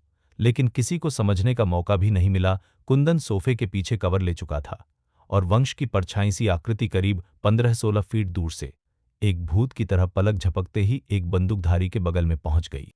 उनके रिएक्ट करने से पहले ही वंश ने एक की बंदूक छीन ली और बिना ठीक से निशाना साधे सीधे लगभग एक दर्जन बंदूकधारियों पर गोली चला दी। धाएं धाएं धाएं धाएं। फिर गोलियों की एक और लड़ी गूंजी। पफ पफ पफ पफ। गोली के मांस चीरने की आवाजें लगातार आती रहीं। जैसे ही फायरिंग रुकी, कमरे में फिर सन्नाटा छा गया। लगभग एक दर्जन बंदूकधारी धड़ाम से नीचे गिर पड़े। उनकी आंखें दहशत से खुली थीं और उनके सीने में दिल के पास एक एक गहरा घाव था। सबको एक गोली में खत्म किया गया था। सब कुछ इतना तेज हुआ जैसे कोई फिल्म का सीन 20 गुना स्पीड पर चल गया हो। बीच में असल में क्या हुआ किसी को ठीक से समझ ही नहीं आया। किसी ने साफ देखा ही नहीं। खामोशी। वीआईपी रूम में सन्नाटा जम गया। कमल उस मंजर को घूरता रह गया, जैसे उसका दिल रुक गया हो। वो पूरी तरह जड़ हो चुका था। वो खाली निगाहों से वंश को देख रहा था और माथे से पसीने की मोटी बूंदें टपक रही थीं। ये कैसे मुमकिन है? इतनी गोलियों के बीच इस आदमी ने बाजी पलट दी और सबको गिरा दिया। क्या ये इंसान है? उसे लगा शायद वो गलत देख रहा है, मगर आंखें मलने पर भी जमीन पर पड़े लोग वंश और कुंदन नहीं थे। पड़े तो बंदूकधारी थे। जिन्हें गिरना चाहिए था वो खड़े थे, और जो खड़े थे वो गिर चुके थे। यही बात उसकी समझ से बाहर थी। उसी वक्त कुंदन बाहर निकला, सिर खुजाया और दबे स्वर में बोला, भाई वंश, अगली बार कुछ भी करने से पहले कम से कम मुझे बता देना। गोली लगे तो बहुत डर होता है। हे अगर तुझे गोली लग सकती तो तू कुंदन नहीं होता। वंश हंसकर बोला, हे वो भी सही है। कुंदन मुस्कुरा दिया, ऐसे जैसे कोई छोटा मोटा काम किया हो। वंश ने बंदूक की नाल पर फूंक मारी और कमल की तरफ चल पड़ा। कमल का डर फट पड़ा। उसने कौंपती सांस ली, घुटनों पर आ गया और चिल्लाया, भाई वंश, मुझे मत मारो, मुझे मत मारो। मैं गलत था, मैं सच में गलत था। गलती कहाँ की? वंश ने शांत आवाज में पूछा। मेरी गलती मुझे आपको मारने के लिए बंदूकधारी नहीं बुलाने चाहिए थे। कमल कांपते हुए बोला। गलत? वश दहाड़ा। तेरी सबसे बड़ी गलती ये थी कि तूने उस आयुष को धोखा दिया जिसने तुझ पर इतना भरोसा किया। वो तुझे भाई मानता था और तूने उसके साथ क्या किया? हाँ हाँ भाई वंश, मैं गलत था, मैं इंसान नहीं हूं, प्लीज मुझे मत मारो। कमल की आंख नाक से बहता पानी उसके चेहरे पर फैल चुका था। वो बार बार माथा टेक रहा था, इतना कि उसके सिर से खून तक रिसने लगा। टेंशन मत ले। वंश ने उसे बेरुखी से घूरा। मैंने कहा था ना, मैं तुझे नहीं मारूंगा, मैं तुझे आयुष के हवाले करूंगा। नन नहीं भाई वंश, कमल कांप गया। अगर आपने मुझे आयुष के हवाले कर दिया तो मैं सच में आयुष के हाथों पीट पीट कर मर जाऊंगा। भाई वंश, दया करो, मुझे छोड़ दो, मैं हाथ जोड़ता हूं। चुप, वंश गरजा। अगर पता था तो किया क्यों? छपाक। वंश ने कमल के चेहरे पर जोरदार थप्पड़ मारा। आह! कमल थप्पड़ खाते ही गिर पड़ा और दर्द से कराह उठा। तूने ये सब अपनी अंतरात्मा और अकल के खिलाफ किया और अब उम्मीद कर रहा है मैं तुझे छोड़ दूं? बिल्कुल नहीं। वंश ने ठंडे लहजे में हाथ हिलाया। कुंदन, इसे बांध कर ले चल। हाँ। कुंदन ने सिर हिलाया, दराज से टेप का रोल निकाला और कमल को कसकर बांध दिया। कमल ने विरोध करने की कोशिश की, मगर कुंदन ने 2 थप्पड़ और जड़ दिए। कमल के होश ठिकाने आ गए और पलटकर कुछ करने की हालत नहीं रही। फिर कुंदन पीला पड़े कमल को गोद में उठाकर वंश के पीछे पीछे कमरे से बाहर निकल गया। रास्ते में जो भी अधीनस्थ दिखा सब तुरंत साइड हो गए, किसी की हिम्मत नहीं हुई रास्ता रोकने की। सबको पता था थोड़ी देर पहले बंदूकधारी अंदर गए थे, अंदर गोलियों की आवाज भी आई थी। और अगर वंशकुंदन सुरक्षित बाहर हैं तो एक ही नतीजा निकलता है, बंदूकधारी खत्म हो चुके हैं। ऐसे लोगों को रोकने की हिम्मत कौन करे। लेकिन दरवाजे के पास पहुंचकर वंश अचानक रुक गया। वो उस अधीनस्थ की तरफ मुड़ा जो उन्हें ऊपर लेकर आया था, और उसे घूरते हुए ठंडे स्वर में बोला, ये मत समझना कि मैंने तेरी छोटी चालें नहीं देखीं। अगर तू कमल जैसा अंजाम नहीं चाहता तो जिसने भी गलती की है उसे तुरंत न्यायालय में लाकर कबूल करवा। समझा? जी जी, समझ गया समझ गया। वो युवक सिर झुकाकर कमर दबाकर बार बार हाँ में सिर हिलाता रहा। डर के मारे उसका चेहरा पीला था, चेहरे, पीठ और हथेलियों पर ठंडा पसीना बह रहा था। उसका दिल जोर जोर से धड़क रहा था। उसे लगा था वंश उसकी छोटी हरकतें नहीं पकड़ेगा, मगर उसकी हर चाल वंश के सामने खुली किताब थी। इसमें कोई शक नहीं था कि भाई वंश ने आयरन ब्लड एलायंस को मुंबई का नंबर 1 गिरोह कैसे बनाया। ऐसे तरीके और ऐसी नज़र आम आदमी के बस की नहीं। गोल्डन ट्राइपॉड नाइटक्लब से निकलकर कुंदन ने कमल को कार में धकेल दिया, फिर वंश के साथ गाड़ी में बैठ गया और अगले टारगेट की तरफ निकल पड़ा। फिर वंश ने कुंदन को साथ लेकर एक एक करके बाकी गद्दारों को पकड़ा और गाड़ियों में भर दिया। वंश के पास तरीके बहुत थे, इसलिए सबने अपना जुर्म कबूल किया और वंश ने हर बातचीत की रिकॉर्डिंग भी बना ली। कुल 8 गद्दार थे, इसलिए एक गाड़ी में सबको लाना मुमकिन नहीं था। वंश ने आकाश को कॉल करके 2 एसयूवी मंगवा ली। रास्ते में वंश, कुंदन और आकाश ने साथ बैठकर खाना भी खाया। दोपहर करीब 2 बजे तक सारे 8 गद्दार पकड़ लिए गए थे। वापसी के रास्ते में वंश, कुंदन और आकाश एक ही कार में बैठे थे। आकाश ने वंश की तरफ श्रद्धा सी नजर से देखा और पूछ बैठा, भाई वंश, आपको कैसे पता चला कि यही लोग असली गद्दार हैं? वंश ने हल्की मुस्कान के साथ कहा, आज सुबह मैंने आयुष से थोड़ी देर बात की थी, उसने मुझे सुराग दिया। पर भाई वंश, आपको डर नहीं लगा कि आयुष झूठ बोल रहा होगा और आपको गलत सुराग दे रहा होगा? आकाश ने फिर पूछा, क्योंकि मुझे पता है आयुष झूठ नहीं बोल रहा था। वंश की आंखों में सख्ती थी। वो मेरा भाई है और मैं अपने भाई की बात पर भरोसा करता हूं। आकाश ने जोर से सिर हिलाया। भाई वंश, समझ गया, भाइयों को एक दूसरे पर भरोसा करना चाहिए। फिर आकाश ने पूछा, भाई वंश, अब निखिल और बाकी लोगों को कहाँ ले जा रहे हैं? मुख्यालय। वहां सारे हॉल मास्टर्स और सीनियर लीडर्स को गवाह के तौर पर बुलाएंगे ताकि आयुष का नाम साफ हो। और निखिल व उसके गिरोह का। वंश की आवाज और ठंडी हो गई। उनका फैसला गिरोह और अंडरवर्ल्ड के नियमों के हिसाब से होगा। ये कहकर वंश ने लेईहू को फोन किया। कॉल तुरंत उठ गया। अरे वंश, क्या हुआ? कुछ चाहिए? लेईहू की आवाज आई। लेईहू, सारे हॉल मास्टर्स और हाई लेवल लीडर्स को अभी के अभी मुख्यालय में बुला लो हूं। वंश, क्या बात है? क्या बताने वाला है? लेईहू ने पूछा। बात यह है, वंश ने सुबह से लेकर अभी तक की पूरी घटना लेईहू को बता दी। लेईहू हैरान होकर बोला, भाई वंश, मतलब सारे गद्दार पकड़ लिए गए? हाँ। कौन है ये गद्दार? लेईहू ने तुरंत पूछा। हे लेईहू, तू खुद देख लेगा। मैं, कुंदन और आकाश अभी इन्हें लेकर मुख्यालय ही आ रहे हैं। तू भी तैयार रह। ठीक है, ठीक है, मैं अभी अरेंजमेंट कर देता हूं, लेईहू ने कहा। ठीक है, पक्का। वंश ने कॉल काट दी। आकाश ने पूछा, भाई वंश, भाई लेई ने क्या कहा? बोला वो तुरंत इंतजाम कर देगा। वंश ने कहा, चलो अब जल्दी लौटते हैं। ठीक है। आकाश ने सिर हिलाया। लेकिन जैसे ही वंश की तीनों गाड़ियां एक साइड रोड पर मुड़ी, 2 सफेद होंडा मिनीवैन पीछे लग गईं। वंश ने रियर व्यू मिरर में देखा। होठों पर हल्की शरारती मुस्कान आई और उसने ठंडी हंसी के साथ कहा, लगता है कोई नहीं चाहता कि हम निखिल और बाकी लोगों को लेकर जाएं। क्या हुआ? वंश, आकाश चौंक गया। पीछे देख, 2 सफेद होंडा मिनीवैन। वंश ने कहा, चौराहे से मुड़ने के बाद से पीछा कर रही हैं, 10 मिनट से ऊपर हो गया। क्या? आकाश झटका खाकर पीछे देखने लगा।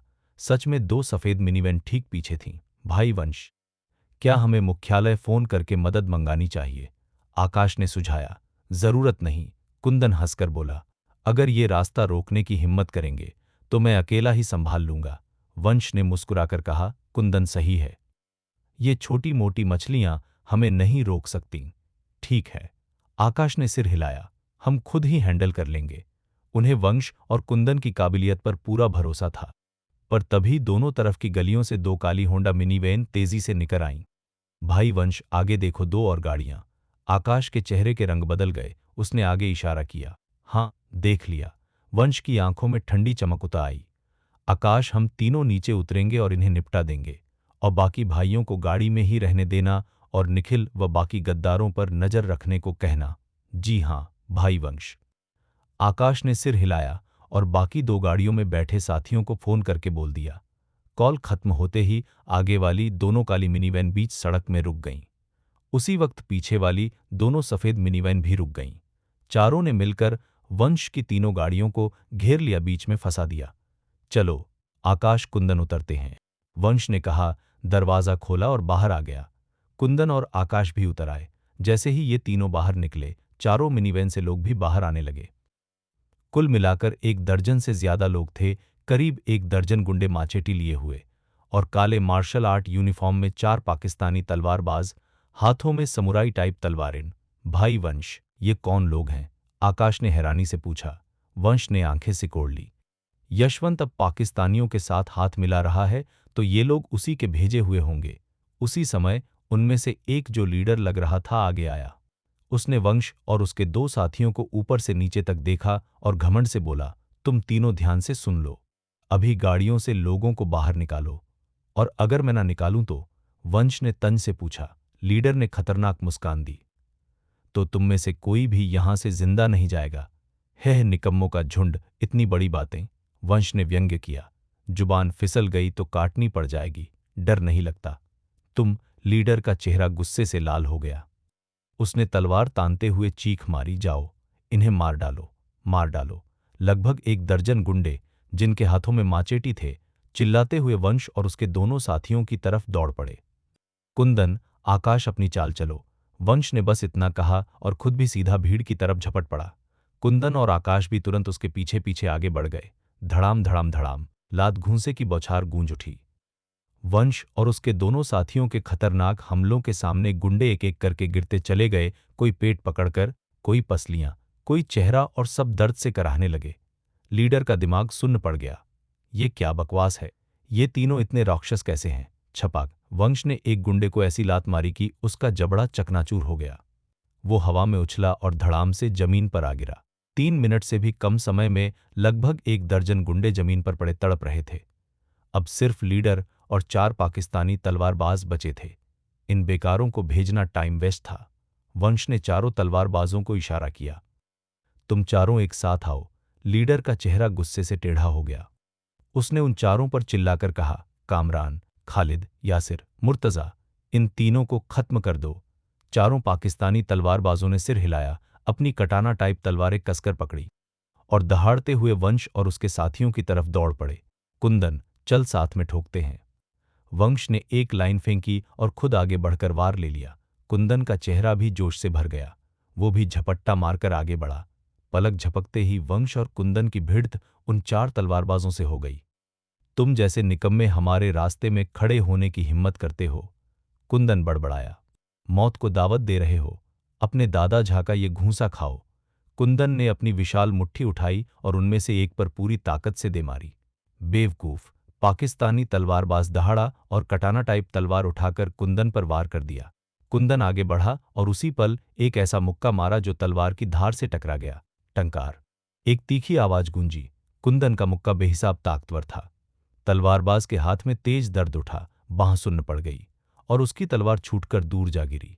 हे अब बिना हथियार के दिखा, कैसे लड़ता है? कुंदन हंसा और तुरंत मुट्ठी उठाकर उसके चेहरे की तरफ दे मारी। तलवारबाज ने भी मुकाबले में मुट्ठी उठाई, धप! दोनों के मुक्के टकराए। आह! पाकिस्तानी तलवारबाज दर्द से चीख पड़ा। उसका दाहिना हाथ सच में टूट चुका था। चीख अभी खत्म भी नहीं हुई थी कि कुंदन आगे बढ़ा, दोनों हाथों से उसके कपड़े पकड़े और उसे हवा में उठा लिया। फिर धड़ाम! कुंदन ने उसे सीधा जमीन पर पटक दिया। कड़क! नीचे का सीमेंट तक चटक गया।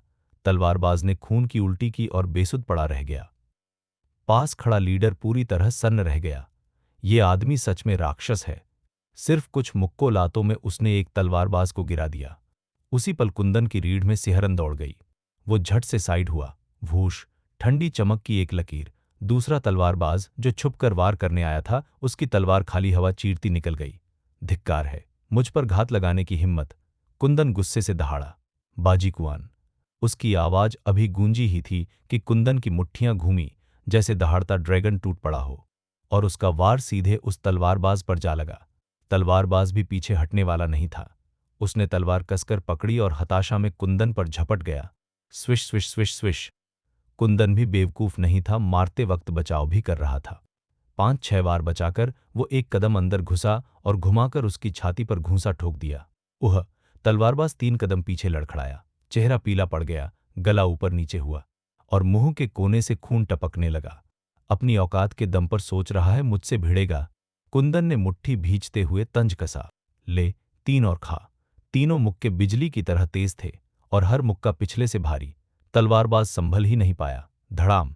पहला मुक्का पेट पर पड़ा, उसके मुंह से खट्टा पानी उछल पड़ा। धड़ाम! दूसरा मुक्का छाती पर पसलियों के टूटने की कड़क आवाज आई। धड़ाम! तीसरा मुक्का सीधे चेहरे पर, नाक चकनाचूर, खून फूट पड़ा। 3 मुक्कों के बाद तलवारबाज ने खून उगला और सीधा जमीन पर ढेर हो गया। साफ था अब वो बचने वाला नहीं। दूसरी तरफ धड़ाम! वंश का घूंसा सीधे एक पाकिस्तानी तलवारबाज की छाती पर लगा। वो आदमी पीछे की तरफ उड़ता हुआ एक सफेद होंडा मिनीवैन से जा टकराया। उसने मुंह भरकर खून थूका, कपड़े भी लाल, गाड़ी भी लाल, खौफनाक मंजर। आह! लीडर की चीख निकल गई। वो डर से जड़ हो गया। ये कैसे हो सकता है? ये चारों तो अपने अपने देश के टॉप फाइटर थे, इतनी आसानी से कैसे टूट रहे हैं? वो सोच भी नहीं पाया था कि वंश कब दूसरे तलवारबाज तक पहुंच गया। वंश ने एक मुक्का मारा, वो लड़खड़ाकर पीछे हटा और उसकी कटाना टाइप तलवार हाथ से छूटकर हवा में घूम गई। मैं सरेंडर करता हूं, मैं सरेंडर करता हूं, वो तलवारबाज घबराकर हिंदी में चिल्लाया। वो अच्छी तरह जानता था इस आदमी से वो जीत नहीं सकता। लड़ाई चली तो मौत पक्की है। सरेंडर! वंश ने ठंडी मुस्कान दी। तुम्हारी समुराई संहिता कहाँ गई? जीत नहीं रहे तो हार मान रहे हो। वंश का हमला और भी बेरहम हो गया। वो तलवारबाज पहले वाले से थोड़ा ताकतवर था, फिर भी वंश के सामने बेकार ही था। धड़ाम! वंश ने उसके पेट में फिर घूंसा ठोक दिया। डर और दर्द में उसके शरीर का खून जैसे उबल गया। आखिरकार वो टिक नहीं पाया, मुंह खोलते ही खून की धार निकल गई। धड़ाम! एक और भारी वार वंश का मुक्का सीधा उसकी छाती पर लगा। कड़क कड़क की कई आवाजें गूंजीं। वो उड़कर बाहर जा गिरा, होंडा मिनीवैन से जोर से टकराया और फेंक और घूंट खून उगल दिया। जमीन पर गिरते गिरते उसकी सांसें थम चुकी थीं। लड़ाई कुछ ही मिनटों में खत्म हो गई। आकाश एक तरफ खड़ा, बेबसी मुस्कान के साथ अपने हाथ में पकड़ी माचिटी नीचे फेंक बैठा। वो कह रहे थे, हम भी मदद करेंगे, पर अब लग रहा था जरूरत ही नहीं पड़ी। वंश और उसके दोनों साथियों को सबको गिराते देख लीडर डर से कांप उठा। वो फौरन मुड़ा और होंडा मिनीवैन की तरफ भागा, भागकर निकलने के लिए। लेकिन उसने अभी 2 कदम ही लिए थे कि पीछे से बिजली सी आवाज आई। भाग क्यों रहा है? कुंदन एक छोटे पहाड़ की तरह उसके पीछे खड़ा था। मैं भाग नहीं रहा था, लीडर कांपते हुए बोला। वो कुंदन की तरफ देखकर सन्न रह गया। ये आदमी इतना लंबा, इतना चौड़ा, इतना ताकतवर, सीधा खड़े काले भालू जैसा लग रहा था। इधर! कुंदन ने उसे चूजे की तरह उठा लिया और वंश के सामने पटक दिया। भाई वंश, इसको क्या करें? कुंदन ने सिर खुजाते हुए रूखे लहजे में कहा। क्यों इसे पीट पीट कर मार दें? लीडर पूरी तरह अवाक था। ये बड़ा आदमी तो बिना सोचे किसी को भी पीटकर मार डालने को तैयार है। उसने कुंदन के हाथों की तरफ देखा और अंदर ही अंदर बुदबुदाया, इतना बड़ा हाथ अगर किसी पर पड़ा तो कौन बचेगा? वंश ने नीचे देखते हुए पूछा। यशवंत ने भेजा था तुझे, है ना? हाँ। लीडर ने रुआंसा चेहरा बनाकर तेजी से सिर हिला दिया। मेरे मालिक, मेरा इसमें क्या कसूर? यशवंत ने हमें भेजा था, मैं तो बस ऑर्डर फॉलो कर रहा था। वंश ने ठंडी मुस्कान के साथ कहा।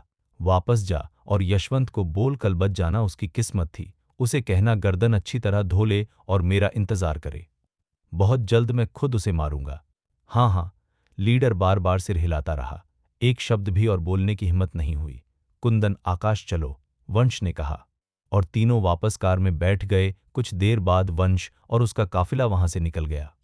वापसी के रास्ते में आकाश ने उत्सुकता से पूछा, भाई वंश, यशवंत ने निखिल और बाकी को बचाने के लिए लोग क्यों भेजे? वंश ने हल्की मुस्कान के साथ कहा, निखिल और उसके लोगों के पास वफादार फॉलोअर्स का एक ग्रुप जरूर होगा। अगर यशवंत उन्हें बचा लेता है तो उसे उस ग्रुप तक पहुंच मिल जाएगी। और वैसे भी कल रात उसे भारी नुकसान हुआ था, इसलिए आज उसने रिस्क लेकर भी निखिल की टोली को छुड़ाने के लिए लोग भेज दिए। ओह, समझ गया। आकाश ने सिर हिलाया। वंश ने तिरस्कार भरी मुस्कान के साथ कहा, यशवंत अब आखिरी सांसें ले रहा है, वो मेरे लिए कोई खतरा नहीं। जैसे ही मैं उसे ढूंढ लूंगा उसकी मौत पक्की है। ठीक है भाई वंश, मैं यशवंत को खोजने के लिए और आदमी लगवा दूंगा, आकाश ने कहा। अच्छा, वंश ने सिर हिलाया। ये बस एक छोटी सी रुकावट थी। इसके बाद और कुछ नहीं हुआ। आधे घंटे से ज्यादा समय बाद वंश और उसका ग्रुप कार से प्रेत रात्रि स्वर्ग पहुंच गया। इस वक्त प्रेत रात्रि स्वर्ग के सामने पहले से कई काली गाड़ियां खड़ी थीं। देखकर लग रहा था आयरन ब्लड अलायंस के सारे लीडर्स और सीनियर लोग पहुंच चुके हैं।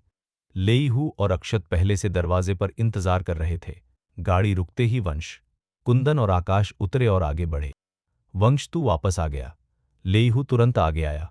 वंश ने सिर हिलाकर कहा, आदमी भेजो, इन लोगों को गाड़ियों से निकालकर पीछे वाले हॉल में ले जाओ। ठीक है। लेईहू ने सिर हिलाया, फिर अपने लोगों को इशारा करके बोला, तुम लोग गाड़ियों पर जाओ और उन सबको नीचे उतारो। जी हां बॉस लेई। कुछ गुंडे दौड़कर गए। थोड़ी ही देर में उन्होंने आठों को गाड़ियों से खींचकर बाहर निकाला। लेईहू और बाकी लोगों ने जैसे ही इन आठों को देखा सबके चेहरे उड़ गए। भाई वंश, क्या यही लोग असली गद्दार हैं? लेईहू ने हैरानी से पूछा। हाँ, वंश ने सिर हिला दिया। यही 8 हैं। ये कैसे हो सकता है? लेईहू के चेहरे पर अब भी शक था, क्योंकि उनमें से कुछ लोग तो शुरू से साथ थे। वंश ने शांत आवाज में कहा, लेईहू, कहावत है ना, आदमी का दिल कोई नहीं पढ़ सकता। अगर आयुष ने मुझे सुराग न दिया होता तो शायद मैं भी इन्हें पकड़ नहीं पाता। और अब इन सब ने अपना गुनाह कबूल किया है और मैंने सब रिकॉर्ड भी कर लिया है। बाद में मैं सब भाइयों को सुना दूंगा। लेईहू गुस्से से निखिल और बाकी की तरफ उंगली करके गरजा। मैंने 1000 प्लान बनाए पर सपने में भी नहीं सोचा था कि असली गद्दार तुम लोग निकलोगे। ये तो आग लगा देने वाली बात है। बॉस लेई, गलती हो गई, हमें पता है गलती हो गई। बॉस लेई, प्लीज प्लीज हमारी जान बख्श दीजिए। हाँ बॉस लेई, गिरोह की खातिर छोड़ दीजिए, हमने भी तो कई बार जान पर खेला है। निखिल और बाकी गिड़गिड़ाने लगे। चुप रहो। लेईहू गुस्से से कांप रहा था। अगर मैं तुम्हें छोड़ दूं तो अपने शहीद भाइयों को क्या मुंह दिखाऊं? उसने हाथ हिलाकर चिल्लाया। इन सबको अंदर ले जाओ। हाँ, अधीनस्थों ने जवाब दिया और आठों को घसीटकर प्रेत रात्रि स्वर्ग के अंदर ले गए। लेईहू ने कहा, भाई वंश, चल हम भी अंदर चलते हैं, चल। वंश ने सिर हिलाया और लेईहू व बाकी लोगों के साथ अंदर चला गया। क्लब में घुसते ही दरवाज़ा बंद कर दिया गया। पीछे वाला हॉल पहले से लोगों से भरा हुआ था। आयरन ब्लड अलायंस के सारे हॉल मास्टर और सीनियर मेंबर मौजूद थे। निखिल और बाकी आठों को हॉल के बीचों बीच पटक दिया गया था। हम, निखिल और ये लोग बंधे क्यों हैं? इन्होंने क्या किया? सुना है असली गद्दार यही हैं। नामुमकिन, सच है क्या? हॉल में चर्चा मच गई। वंश और उसकी टीम ने सबसे पहले भगवान गुआन को अगरबत्ती चढ़ाई। फिर लेईहू आगे आया, सब पर नजर दौड़ाई और ऊंची आवाज में पूछा, भाइयों, पता है मैंने आज तुम सबको यहां क्यों बुलाया है? सबने सिर हिलाया, किसी को नहीं पता था। लेईहू रुका, फिर बोला, आज तुम्हें यहां एक बहुत बड़े मामले के लिए बुलाया है। मैं चाहता हूं तुम सब गवाह बनो। अब भाई वंश तुम्हें सब बताएगा। इतना कहकर लेईहू साइड हो गया। वंश आगे बढ़ा। उसने सब पर नजर डाली। चेहरा गंभीर था और आवाज भारी, भाइयों, लेईहू से मैंने सुना कि मेरे बाहर रहने के दौरान गिरोह में गद्दार निकले और कई हॉल मास्टर व सीनियर लीडर्स को गद्दारों ने मरवा दिया। और आयुष को गद्दार बताया जा रहा है। मुझे उस पर शुरू से शक था, इसलिए आज सुबह मैंने आयुष से बात की। बात के बाद मुझे साफ हो गया आयुष को फंसाया गया है। असल गद्दार आयुष नहीं बल्कि ये आठों हैं। ये सुनते ही पूरा हॉल उबल पड़ा। हर तरफ आवाजें, गुस्सा, हैरानी, भ्रम, सब कुछ। भाई वंश, अगर आप कह रहे हैं कि निखिल और उसका ग्रुप असली गद्दार है तो सबूत क्या है? एक हॉल मास्टर ने पूछा। बिल्कुल भाई वंश, कहावत, चोर को चोरी के माल के साथ पकड़ा जाता है। देशद्रोही कह रहे हो तो सबूत भी दिखाना पड़ेगा, एक सीनियर मेंबर बोला। बाकी लोग भी सहमति में सिर हिलाने लगे। वंश ने सिर हिलाया। चोर को सबूत के साथ पकड़ना, ये बात मुझे भी पता है। अगर मेरे पास पक्का सबूत नहीं होता तो मैं इन्हें पकड़ता भी नहीं और तुम सबको यहां बुलाने का तो सवाल ही नहीं। अब मैं तुम्हें रिकॉर्डिंग सुनाऊंगा, यही सबसे बड़ा सबूत है। सुनने के बाद तुम खुद समझ जाओगे। इतना कहकर वंश ने फोन निकाला और रिकॉर्डिंग चलानी शुरू कर दी। भाई वंश, यशवंत के साथ साजिश मैंने रची थी। अपने ही भाई की हत्या भी मैंने करवाई, आयुष को फंसाया भी मैंने, ये सब मैंने ही किया था। तुम्हारे अलावा कोई और गद्दार है? हाँ, कौन कौन? संजय, आदित्य, कमल, मनोज। हे, वंश, निखिल से कबूल करवाने में तू माहिर है। तो कबूल कर रहा है। हाँ, मैंने यशवंत के साथ मिलकर आयरन ब्लड अलायंस को धोखा दिया। आठों रिकॉर्डिंग करीब 20 मिनट में खत्म हुई। रिकॉर्डिंग खत्म होते ही हॉल में खून खौल उठा। सबकी आंखें निखिल और बाकी आठों पर टिक गई नजरों में साफ कत्ल की नीयत थी। अब सबको वंश की बात पर भरोसा हो चुका था। निखिल, कमीने, तो 9वें गुरु की हत्या तूने करवाई थी। प्रतीक के एक आदमी ने गुस्से में आगे बढ़कर निखिल को लात मारी। निखिल दर्द से चीख उठा। तेरे दादा को धिक्कार है। एक सीनियर मेंबर शोक में कांप रहा था। संजय ने तेरे साथ इतना अच्छा किया, तूने उसी पर हाथ उठाया। क्या तू इंसान भी है? वो आगे बढ़ा और एक गद्दार रोहन गंगवार के चेहरे पर जोरदार थप्पड़ जड़ दिया। गुस्साई भीड़ टूट पड़ी और आठों को बेरहमी से पीटने लगी। हाथ पैर बंधे होने की वजह से निखिल और बाकी विरोध नहीं कर सके, बस मार खाते रहे, चीखते रहे। बस करो, तुम सब रुको। वंश की दहाड़ गूंजी। भीड़ रुक गई। वंश ने गहरी सांस ली। मुझे पता है सबका खून खौल रहा है, मेरा भी। लेकिन हर जगह के अपने नियम होते हैं। हमें इनका फैसला नियमों के हिसाब से करना होगा। हाँ, नियमों के हिसाब से। भाई वंश, आप बोलो, हम वही करेंगे। ये गद्दार कुत्ते मरने लायक हैं। चारों तरफ आवाजें उठीं। ठीक है, सब शांत रहो। वंश ने फटकार लगाई। फिर वो आकाश की तरफ मुड़ा। आकाश, तू एनफोर्समेंट हॉल का हेड है। तेरे हिसाब से इनका क्या होना चाहिए? आकाश आगे आया और जोर से बोला। अंडरवर्ल्ड और गिरोह के नियमों के मुताबिक इन आठों के जुर्म को देखते हुए इन्हें मौत की सजा मिलनी चाहिए। आकाश की बात सुनते ही निखिल और उसके बाकी साथी डर से कांप उठे। उनके चेहरे पीले पड़ गए।